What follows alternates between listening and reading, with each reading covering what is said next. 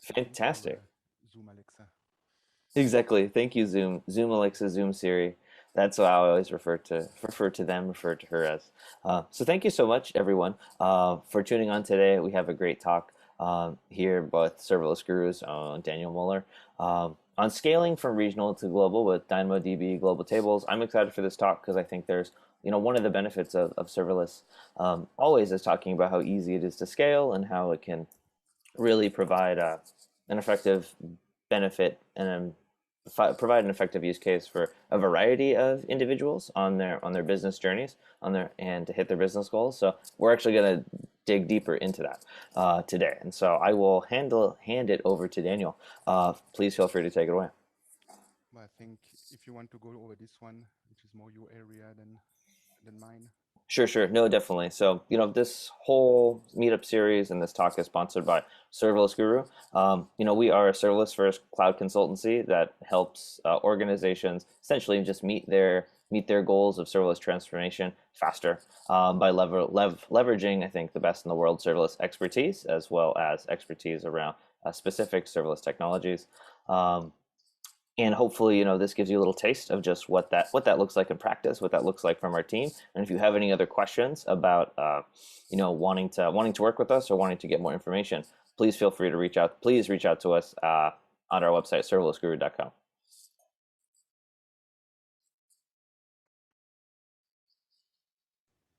Okay, so I just had an info that my voice was low.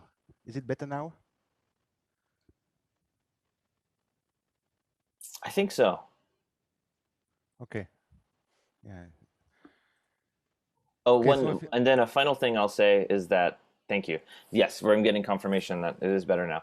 Final thing to say: if there's any questions that pop up as you're watching, please feel free to either put it in the chat or put it in the Q&A panel. I will be handling the questions and feeding them to Daniel either throughout the presentation or at the end, or we'll handle Q&A.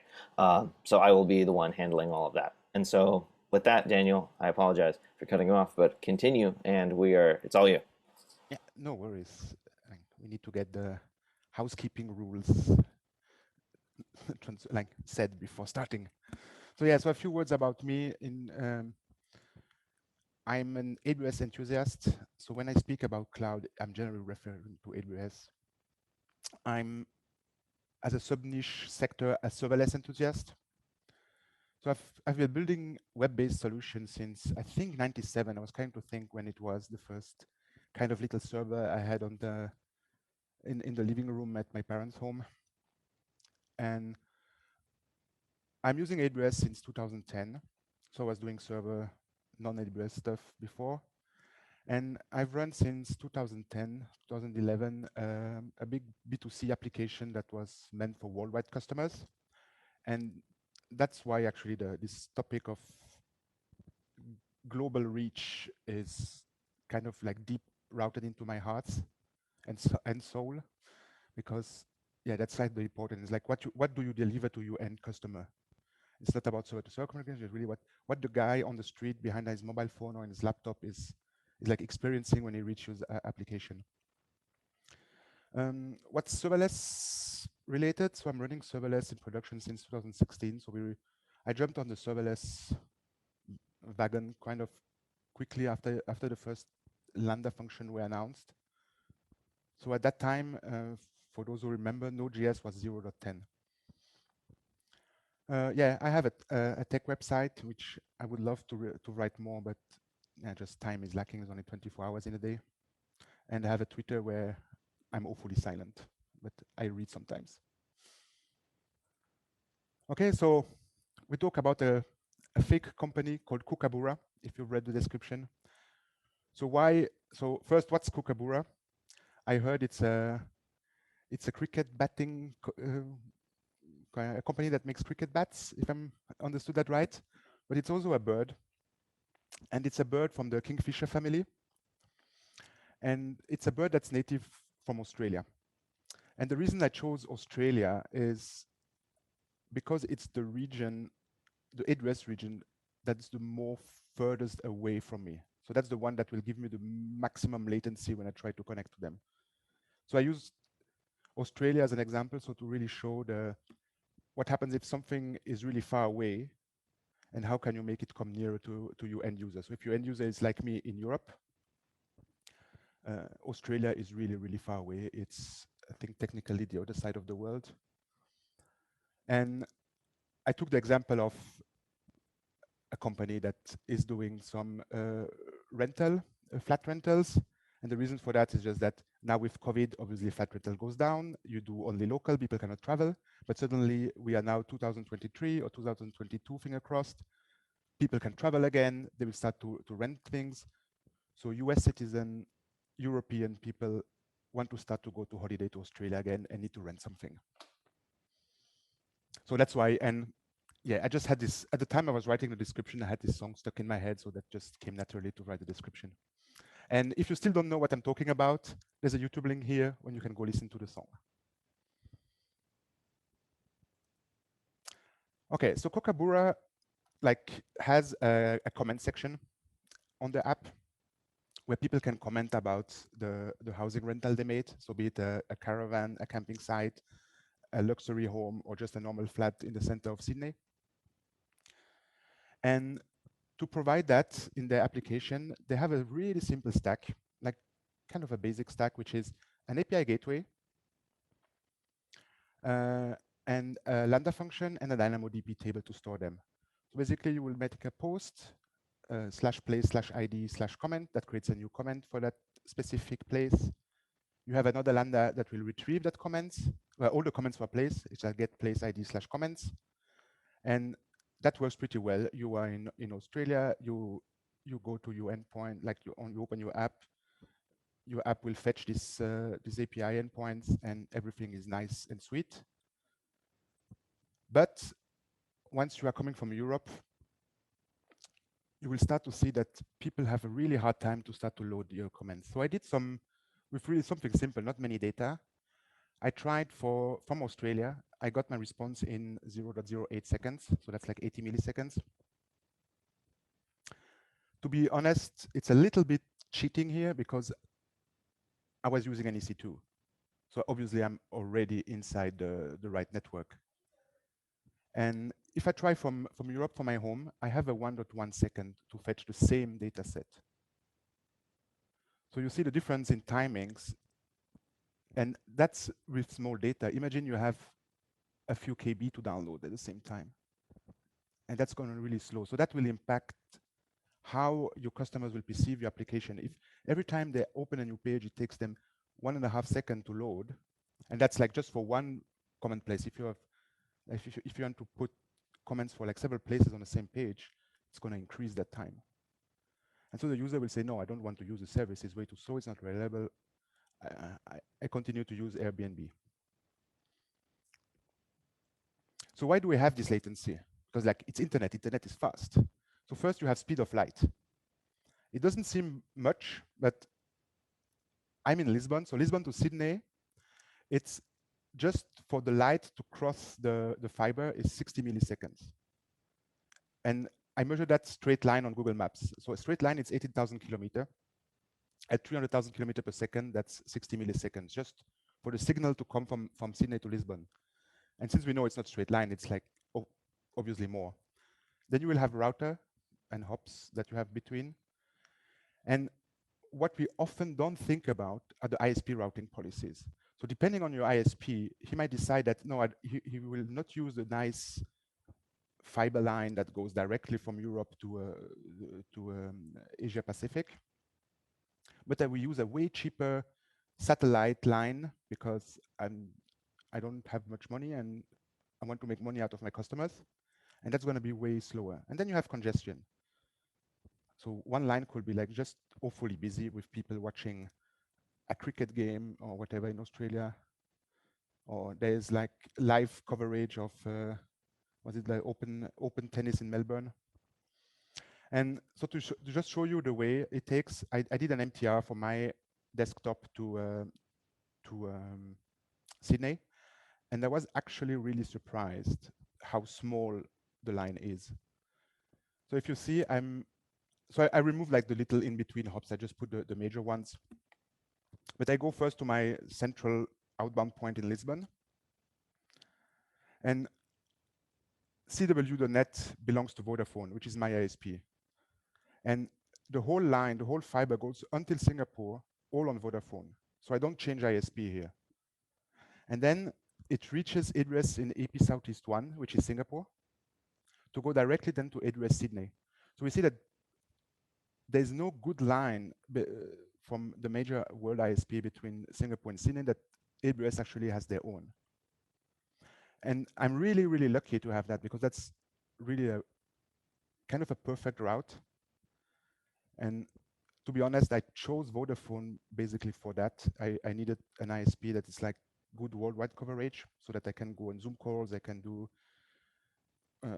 like everything internet fast around the world, and not like a local ISP that would have like more crappier exchanges. So I'm lucky, and I still have 1.1 seconds latency to my endpoint. So I prepared some real demo. If I can have it here. So first the stack. So it's a basic serverless app that has, if I take, where's my serverless YAML here? Is it big enough? Can you see? Okay. So all the functions are hidden here in services. So I have two functions. I have a get and a post. So if I just take the get, it's just making a get via HTTP API on place ID comments. And the JavaScript code is really simple. It's just using the AWS SDK to fetch it from DynamoDB. And that will translate in, oops. Where do you go, window? Come back.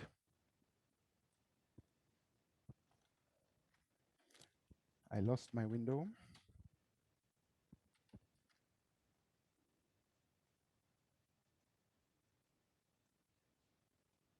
Let's take this one.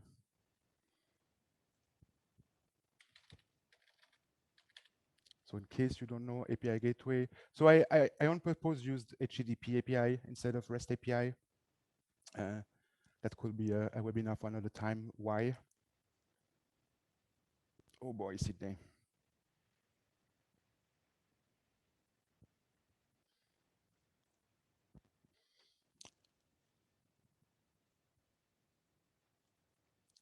So if you see, there's just these two routes, place ID comment as a post and as a get.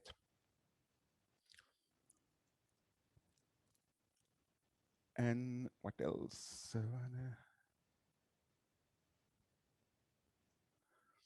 And let me put that out of the way. And I created a little script to populate the table.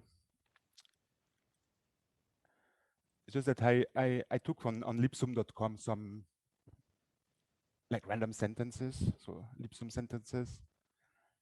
And I just created a random, this one? Yeah, some random place ID and comments,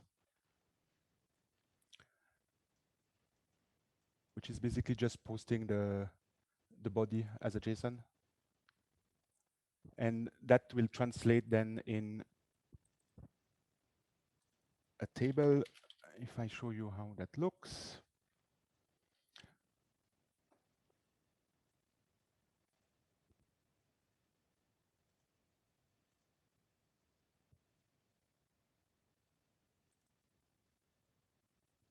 Am I Sydney? Yes.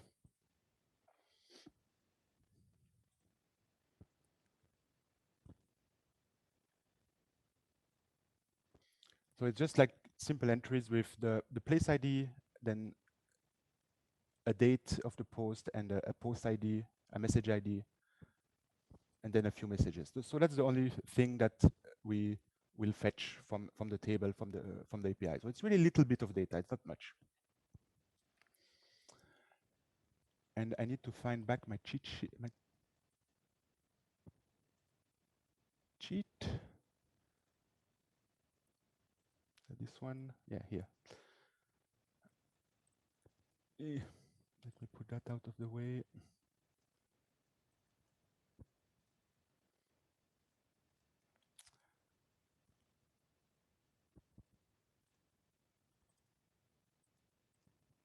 So now if I do a post to there, I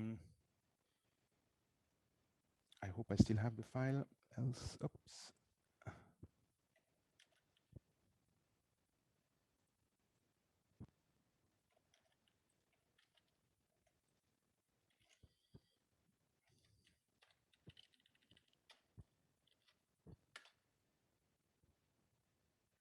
Yeah, okay, so I posted a new comment here.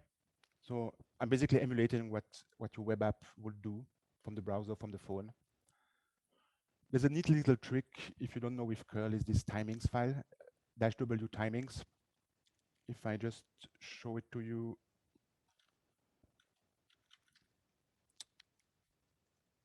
it's just a text file with \ns as for new lines. And you have these variables that are sent back by curl that will give you the timing of name lookup, connecting, application connecting, pre-transfer, start transfer, and the total time. So that's what I'm showing here. So that this number here is basically the time to get the first byte, and that's the total time between the start of the request until the last byte.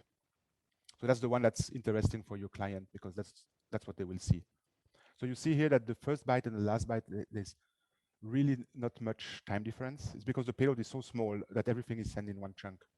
If you have a bigger payload, the HTTP response could come in several chunks. So we see here 2 seconds. That was because of a call lambda. If I do it again, it's a little bit better. So 1.2, 1.3 seconds roughly to post one comment. And if I want now to fetch all the comments, it will be simple as that. So the same is just a get on the endpoint. So you see the data set that I'm retrieving, it's not that huge. And still took 1.8, but again, call lambdas. Let's make a second call, 1.3 roughly. So when I did the measurements the other day, I got 1.1. That's what I put in the slide here, 1.3. So it's kind of consistent. Will depend on time of the day. Depends how much data transfer is happening on the cables around the world. But that's roughly the times you will see. So I think the more I do, the quicker it gets until it reaches kind of the bottom line, yeah, like 1.1, 1.2. So obviously, like one request will never give you the picture. You need to do like 10,000 requests to have a nice sample to get the right numbers. And so to see this latency, it's a bit aside from this presentation, but it's still interesting to know. So there are tools like MTR. So if I take MTR, and so MTR is basically traceroute. And I MTR to this endpoint. So just the DNS name that I put on the API gateway. So you see what I was like highlighting in the slides. So I go to like the local Vodafone network, then to Lisbon, Max, which I don't know what it is. I'm guessing Marseille, Singapore. So I go directly Singapore in one go, the other side of the world, and then inside the AWS network. So all these IPs here are AWS network.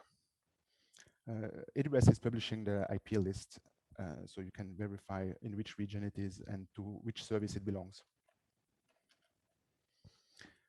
And another neat resource for this kind of word latency is a site that I often go watch if I need to. It's called submarinecable.com, submarinecablemap.com, which basically show the major cables. And I'm just guessing that from here, I'm following this green cable until Singapore here. Here, sorry, that's Jakarta below. And you can kind of see that this cable is called CME-WE3. And if you see that who are the owners of those, you see that Vodafone will be in the list here. So there's a high chance that I'm using that cable. And with that, you can kind of start to guess where your traffic is going through and kind of have a picture. And when you see, if you compare this map from like, let's say 10 years ago, like 10 years ago, it was practically empty. And especially this region was really badly badly connected. Now there's a lot, way more cable, especially from the West Coast US to Australia. Okay, so I had time to geek out, which was fun. Let's go back to our slides.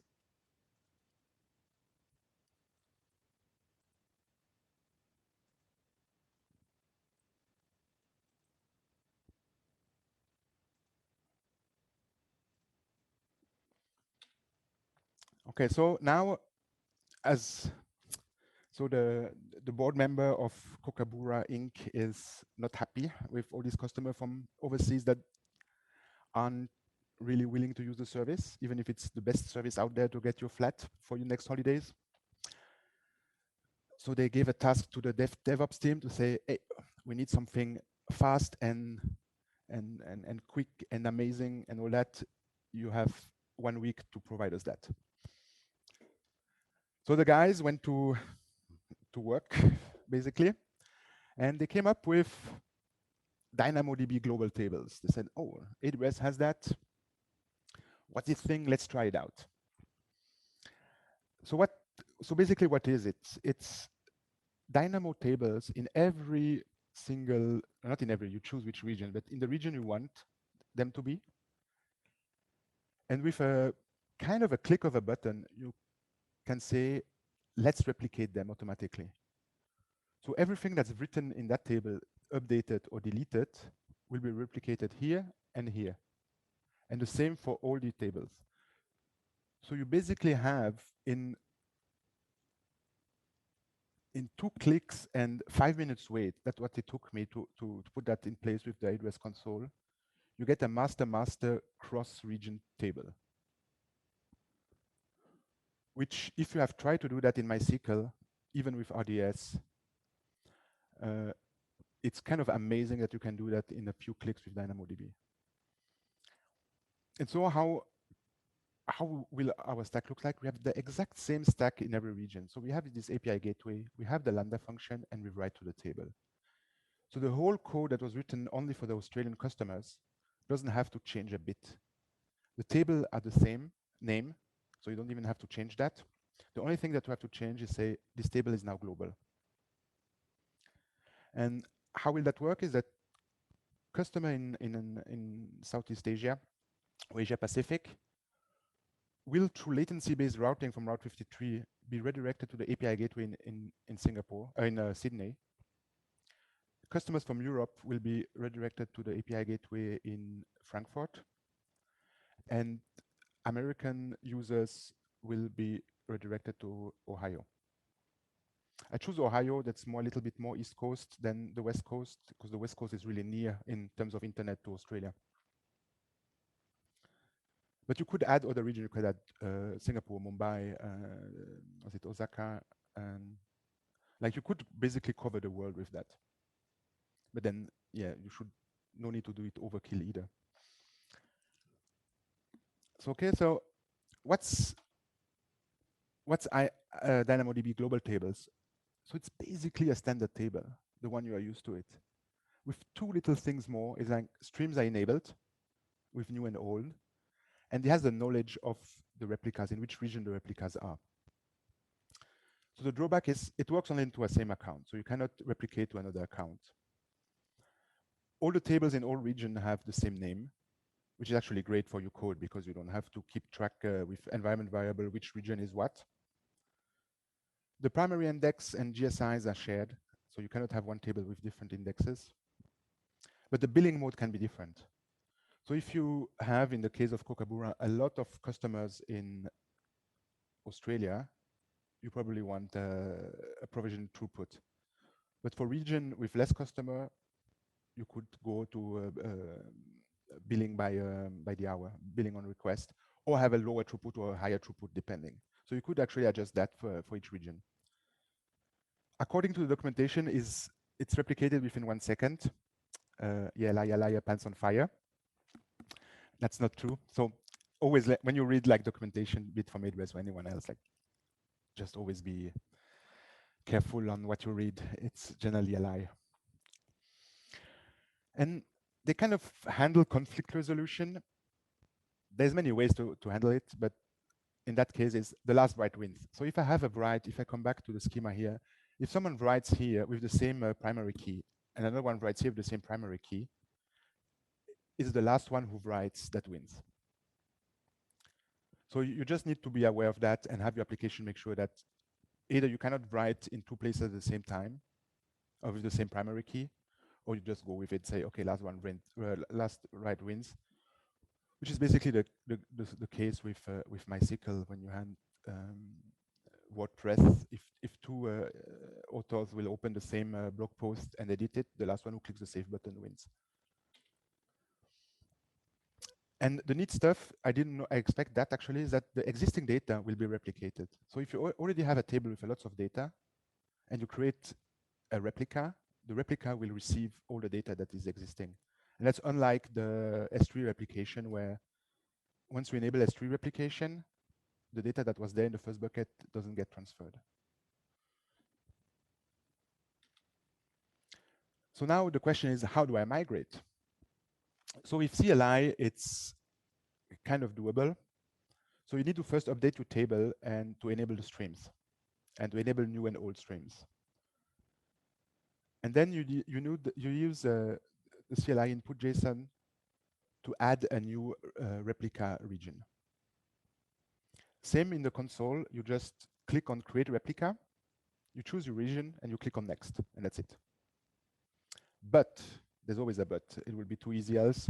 It's only one region can be added at a time. So if once you add US East 1, you have to wait until US East 1 is finished replicating so that you can add another region. And that adds a big pain in CloudFormation or in perhaps CDK Terraform. I didn't try with those, so I don't know. You cannot deploy a new stack with all the region enabled. So you have to deploy your stack with only your self region. Once it's deployed, you redeploy your stack with a new region, and once it's deployed, you redeploy again a stack with the next region, and so on. And that like kills the whole CI/CD and infra as code principles. You could actually send change requests to CloudFormation, so you will need to listen to change event from CloudFormation, wait that it has finished, and send a change request. But yeah, who wants to do that? So you have to deploy multiple times for it to work. Which, yeah, for a POC it's fine. For real world, it's really painful. Okay, let's see where we at with that. Going back to my. If I find I have so many windows open. So let's start with API Gateway like before.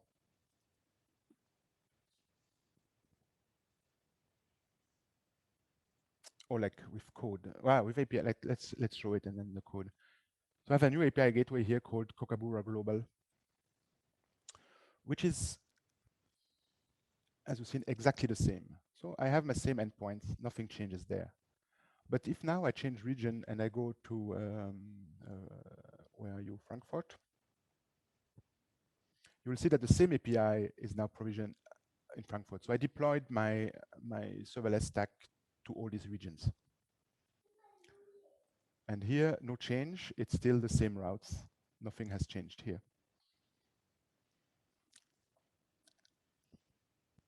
And how do we now address for each of these endpoints to the DNS? So if you go to custom domain names in Frankfurt, I have an endpoint called Global Kookaburra ServerlessGuru Daniel Muller me. And this one obviously will be attached as a mapping to my API in Frankfurt. And if I go now to US East 2, I think, was the other region? Yes.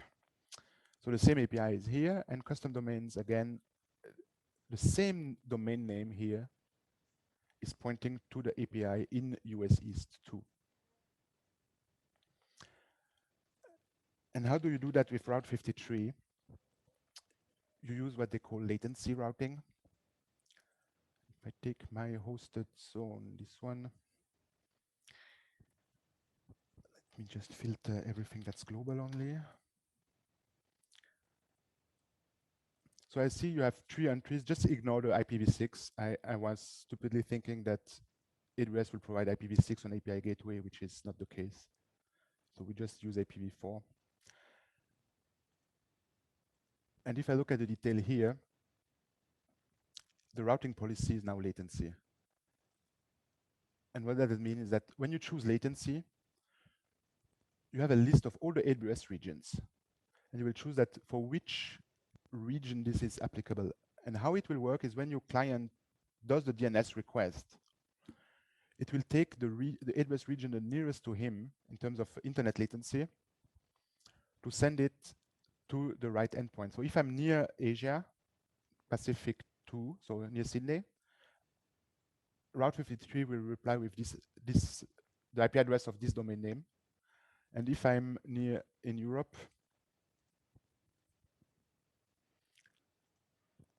it will go to those ones. So even if I'm not living in Germany, I'm in Portugal, I still like Frankfurt is the nearest region out of the three I have here between US East, between Ohio, Frankfurt, and Sydney. Frankfurt is the nearest to me, so Route 53 will reply with the IP address that's attached to Frankfurt. So how does that look like? So proof of the exercise.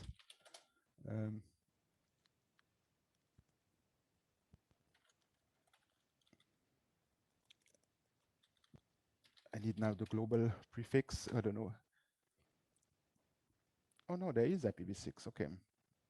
Oh no, that's just the DNS. So I get an IP address in 1800, like this zone here. And where the hell is that? Let's just do quickly an MTR to see. Yeah, that's like somewhere nearby. So for my setup, I know it's going to be Frankfurt. And if I do now the same in Sydney, so I have an EC2 here called Crikey, which is in Sydney. And I do the same dig command. Hopefully that's installed on the AWS EC2s.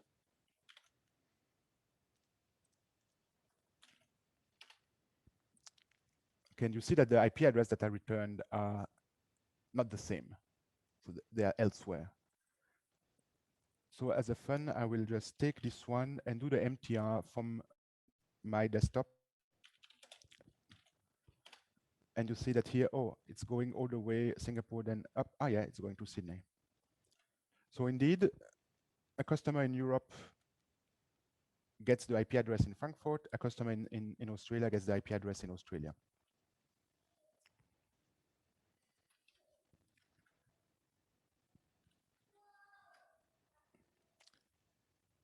Okay. Now, let's go to what's really interesting. That's the tables. Back to DynamoDB.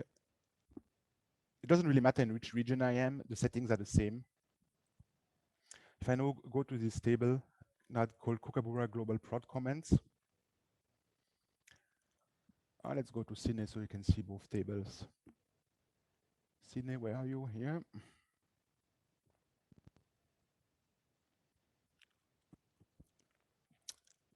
And if I do view items,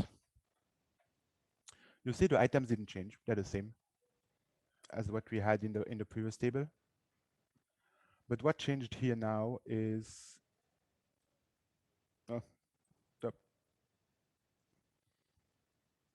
this tab, Global Tables here. And I see I have two replicas, one in Europe and one in Ohio. And if I go now to Ohio, I can see that there, the two replicas are Sydney and Frankfurt. So we're really like in a master-master setup. And let me try if I can open two windows side by side.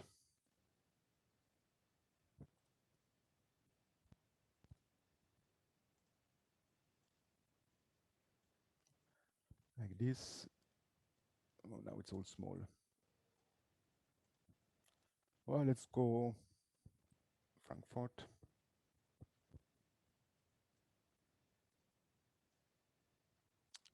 View items. So I just want to show you how the replication works.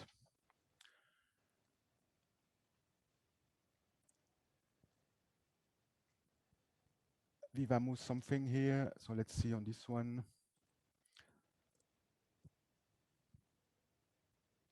Okay, so I come to edit.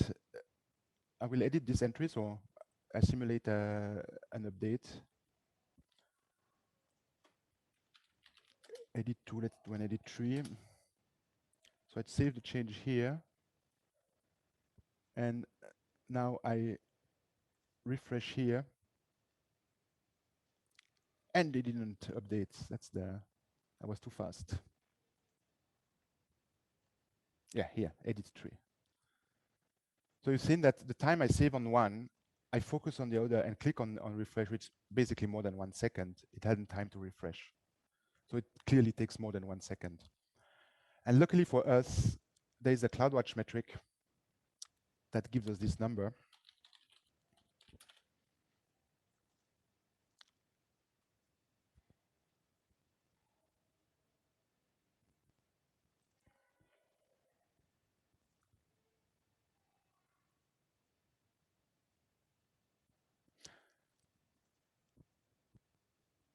So there's, for each table, you will have in each region a metric that gives the replication latency to one of the other regions. So here I'm in Europe, in Frankfurt. So my two other regions are Sydney and US.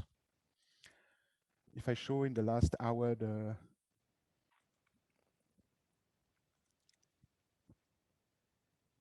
average will be period 1 minute. That's the usual waiting time for CloudWatch metrics. Okay, let them come in. In the time being, let's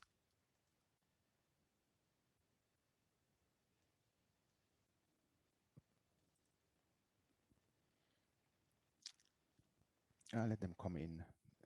Opla, I'm lost again. No, here.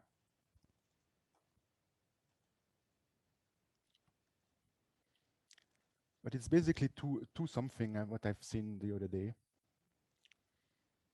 Yeah, CloudWatch metrics too slow. Or perhaps just I did one, wasn't enough to trigger enough points. They're waiting 1 or 5 minutes to get a nice average. But if I go back now to my terminal and run again the same request that we did before, so same curls, but this time on the regional, on the global endpoints. So let's do first a post. So I'm posting to the new endpoints here, global.kookaburra. And already, like with a cold lambda, I'm way faster than what I was before. And now with a hot lambda, it goes like 0.2. And same on the get.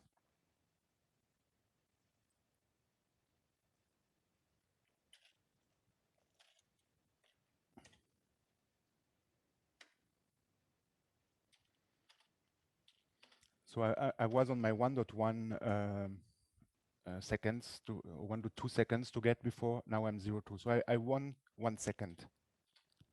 Or if you want to see that differently, I won 80% of the time. And to be sure that I'm hitting the right region, I have an endpoint. Let me just remove the timings here to make it smaller. I just put an endpoint called region. The lambda function is just giving back the AWS region environment variable. Okay, so here you can see AU Central 1. If I do now the same requests for my Sydney instance,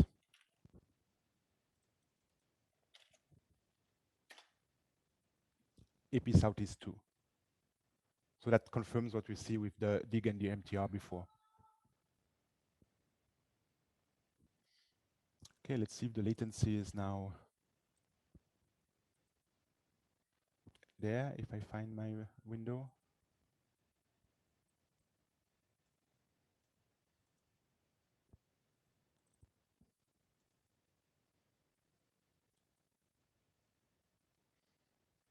No, still not. Ah, here. So I see from Europe to copy to Sydney, it took, hey, 1 second, exactly 1 second. Okay. Are they cheating their numbers to be according to the documentation? And it's like half a second to copy to US East 2. Obviously that was one request, one update. If you start to have more inserts, like a bigger chunk of put requests, obviously this synchronization will take a little bit longer. The way from Europe to Sydney is really like a crazy way.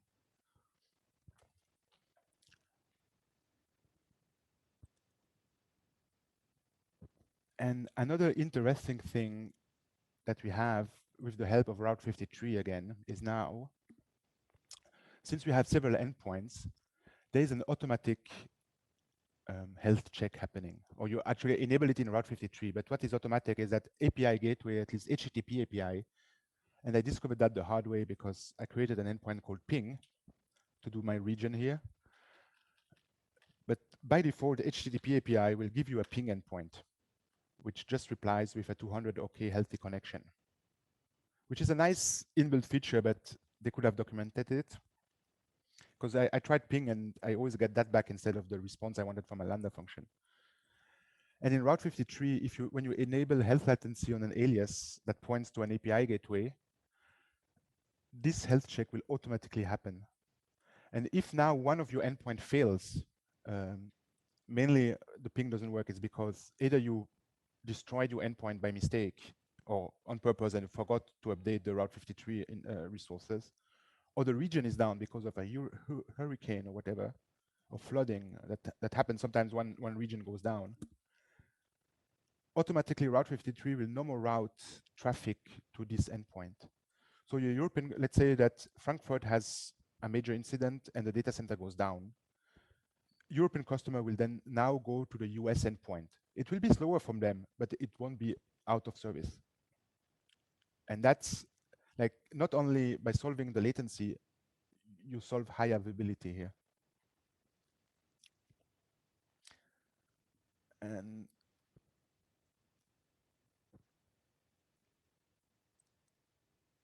okay, now here you are.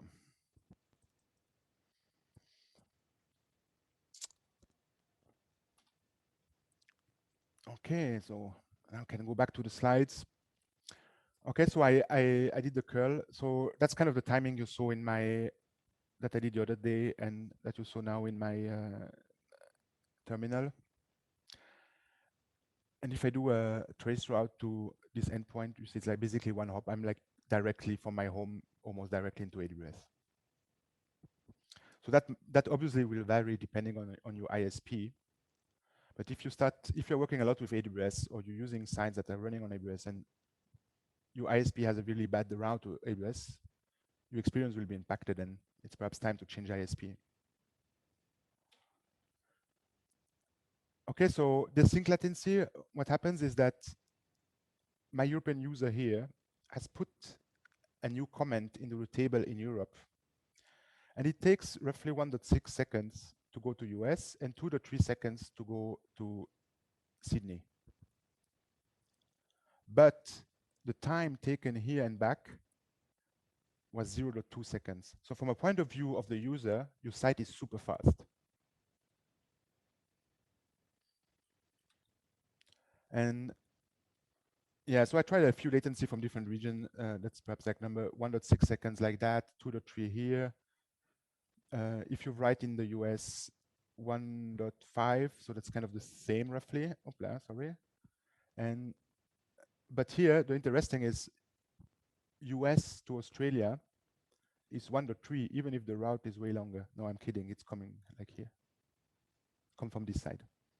So actually the line between US, inside the US territory until the sea, the shore is kind of okay. I'm surprised because inside the US I always thought it was bad. And then the line from West Coast to Sydney is actually now really good because a few years back, I think Google and Facebook and AWS put some fiber in the sea. Okay, so a little Pundit's corner. So the first comment that people will say is like, yeah, but customers from 2 different continents still need to wait for the respective updates to be available. Yes. Yes, obviously. If I in Europe, I post a comment, my pal in Australia still needs to wait these 2 to 3 seconds plus his fetch time to get it. But that's not the point here. So the point here is that you want that the device or your laptop, your website reacts really fast on what's happening on a change on a database, when you write, when you read. So the overall time to share the information across the whole world hasn't reduced, has even perhaps a little bit increased. But the experience that your end user has is way more improved. Then someone else could say, yeah, but you could have added CloudFront, and so your API is edge optimized now, and CloudFront solves all the problems in the world. Yeah, no, because CloudFront doesn't cache request with authorization header. So your request won't be cached anyway. So you still have your latency to go to the endpoint. The only thing that you use with CloudFront is that you force your user to use the AWS backbone to go around the world. And there you can win a little bit. So if you have tried S3 acceleration transfer, and they have a demo on AWS that you can like simulate how the speeds goes, you see that with acceleration transfer, you write really faster to an S3 bucket that's far away from you than if you go directly to the bucket. And how they achieve that, it's actually using CloudFront for post, and then using the AWS backbone to go from one region to another. And backbone has an SLA on the speeds between data centers that's like way higher than any partner that your ISP might have. But you don't win anything by putting CloudFront or API accelerator, or I forgot the name. So the really good stuff is replicate your data across regions. So what did Kookaburra achieve here? So first, in the initial version, they already had like an amazing stack because they were using AWS Cloud and Serverless, which allowed them by default, without thinking of it, have multi-AZ. So it means multiple data centers in Sydney. So if one data center goes down, like one AZ goes down, which is basically a data center physically, they still have the 2 others, the zone A and zone B, that are available and that will respond to your request, especially that API gateway and Dynamo are by default multi-AZ, not like your EC2s that you're running by your own. They had a setup with no upfront cost. They could run the stuff from day 0 without paying a cent. And then they only pay for what is being used. So that's the basic of serverless. You don't pay for idle, which is great. You don't have customers, don't pay. They had automatic auto scaling. So API gateway will auto scale for you. DynamoDB will can auto scale the throughput. With the help of ACM, they had free and easy SSL. So without doing anything, they had access to SSL. So it's basically a one CloudFormation block to get your SSL certificate on your API gateway. And you don't have to pay a cent to fastssl.com or whoever. You don't spend time on your infra, on patching your OS or whatever. You just code, deploy, and party. And by using AWS compared to your own data center, you have automatically a redundancy of connectivity. So AWS will make sure that have like several ISPs or tier 1 lines and fibers coming into their data centers. But now they even did better by going to the global version. They get all the benefit from the initial version, plus improved latency for all the customers in other continents, and automatically an increased availability in case of a major incident in one region. So if the whole Sydney data center, the 3 data centers in Sydney go down, or the fiber got eaten by a shark, whatever, they still have the data inside Europe and US.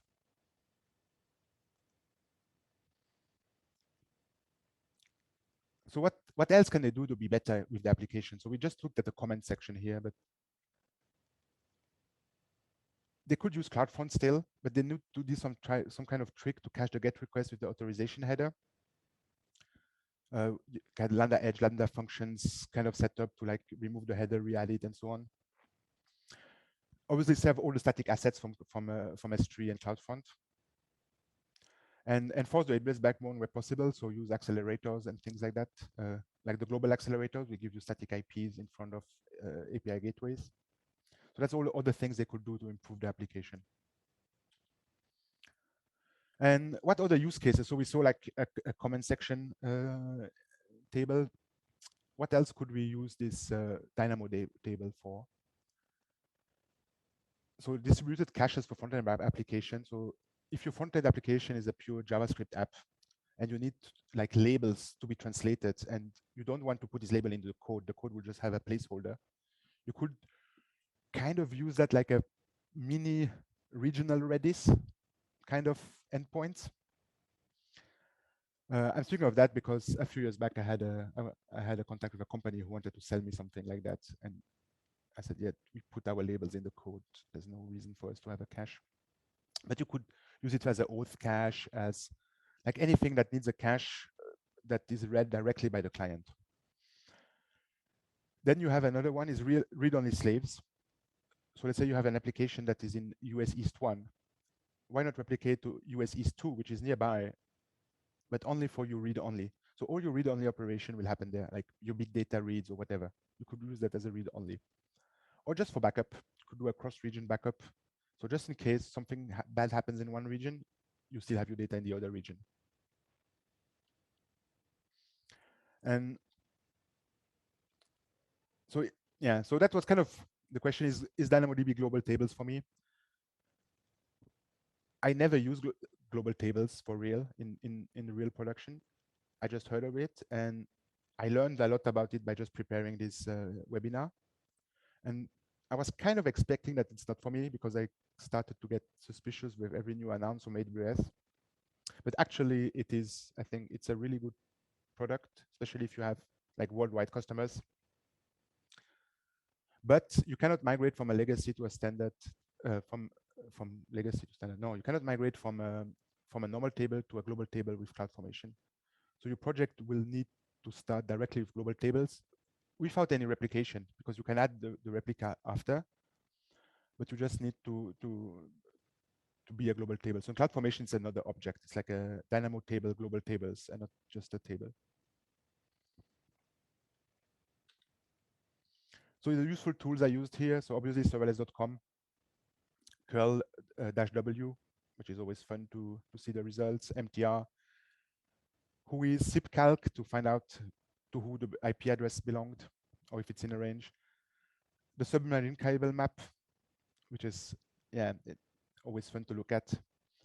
And this list here is the IP ranges from AWS. So it's a nice JSON that's updated frequently, and you can subscribe to an SNS topic to receive that in a Lambda function if you need to update rules. And each block of IP address, it tells you if it's for what it's used, if it's for EC2, if it's for code commit, if it's for CloudFront, and so on. So you can start to look at, hey, this IP address, where does it belong? That's how I discovered it belongs to US, to Singapore rather than Sydney, and so on. Yeah, and that's it. That's the end of that. I hope you learned something. Let's see. Wow, fantastic. MC, what time Yes. is it? Oh, damn, 1 hour. Yeah, 10:54 Pacific. So we have about like 6 minutes to do some Q&A and some other stuff. I really like this a lot. One of the quick questions that I initially had is that, so is the, I don't know, sort of like the theoretical lowest latency you can get, like the 60 milliseconds or the speed of light, is that like the theoretical maximum? Yeah, I think it's even more, because taking back the map here. Yeah. Obviously, I measure the distance directly, like straight line like this on Google Maps. Oh, sure. Yeah, the approximation that of the was curve. just like because that's always the excuse when I had issues with CloudFront and I went to the AWS support and I said, yeah, it's too slow, your stuff. And they said, like, speed of light. I said, yeah, speed of light. Come on, like light has no speed, like it's like instant. When I turn on the light at home, it's there. Yeah. But yeah, if you look at this one, it's like obviously like a bit more curvy, and then it will have some hops. There's like hardware stuff in between that will like have to like to go to RAM and memory to send you packet and so on. So yeah. Yeah. Okay. So Yeah, so it was just to show that actually it's not that crazy to think of speed of light. It's still 60 milliseconds, which is, in terms of APIs, it's a lot. Mm-hmm. Completely. Okay, yeah, no, that was just interesting because I don't know. I always enjoy thinking about that optimal maximum, but I can nerd out about how I studied physics later. But what is it? We did get a question from the audience that I would like to ask, which is, do we need multiple stacks to deploy Okay, this to yeah, all the I regions? forgot. I have one stack that I Okay. deployed 3 times. I forgot to show it. Very good question indeed. If you look at so that's another serverless.com stack, which has a serverless YAML here. So basically, it's the same as the first one. I just copied so that I have the two separate, and I don't have to go to Git commits to if I wanted to show the changes. But what I have here is in the service, I added this region endpoint. That's it. But the other service is the same, get and post. And the only difference is here for the DynamoDB resource. Instead of defining it and deploying it everywhere, I have a condition that I only deploy in the primary region. Okay. And that's just like a CloudFormation trick where you have, I think if I remember right, yeah, you define a condition function that is called primary region, and that this one is equal if my AWS region where I deploy is equal to AP Southeast 2. So if I deploy this stack to AP Southeast 2, it will put the DynamoDB table in the CloudFormation template. To other region, it doesn't. And then to deploy that stack here, do I have a terminal here just to show? Yeah.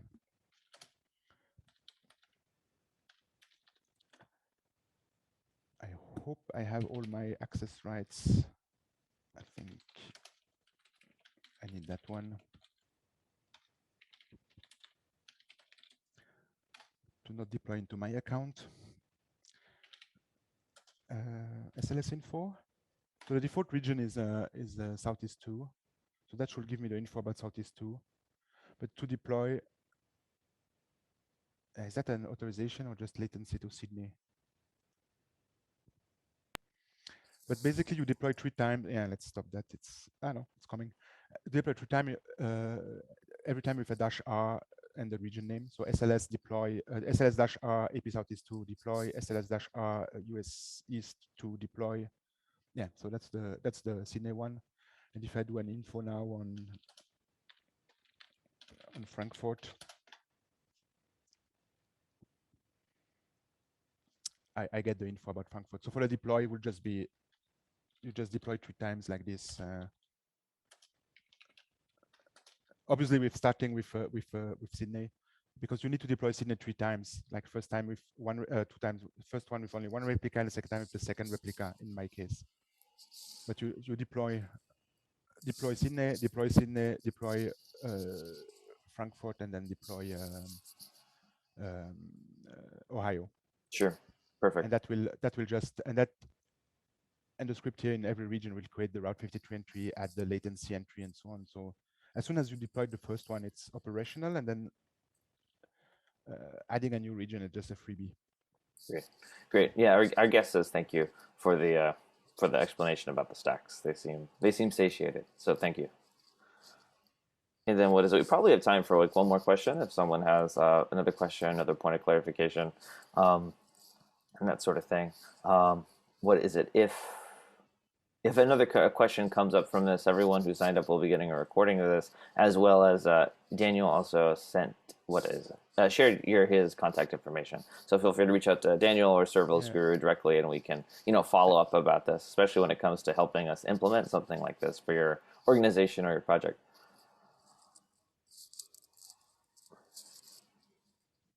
You were saying, Daniel? No, I think how do we do it? The slides, you send the slides too? Or? Yes. Yeah, We just so send the slides. I need to send you that. Yeah. Okay. Yeah, and I think a question we had last time was like, can they get the code or some aspect of that? Yeah, I think. Oh yeah, I put the code. I can put that code in our template repo. Yep, that sounds perfect. We can send that with them.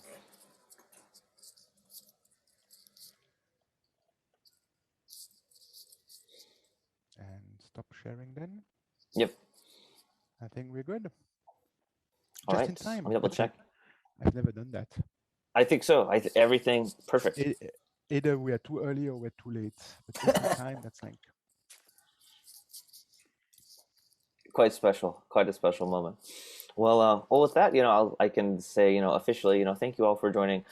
Any questions, any follow-ups, please feel free to reach out to Daniel on one of his profiles, or us at Serverless Guru directly. We'll be happy to help you, figure out if DynamoDB Global Tables are for you. We can already tell you the answer is yes, they are. And if you need some convincing, we're here to continue to convince, or guide you on that understanding yourselves. And Daniel, thank you so much for taking some time to present this. I always love your talks, and I love, it's always fun.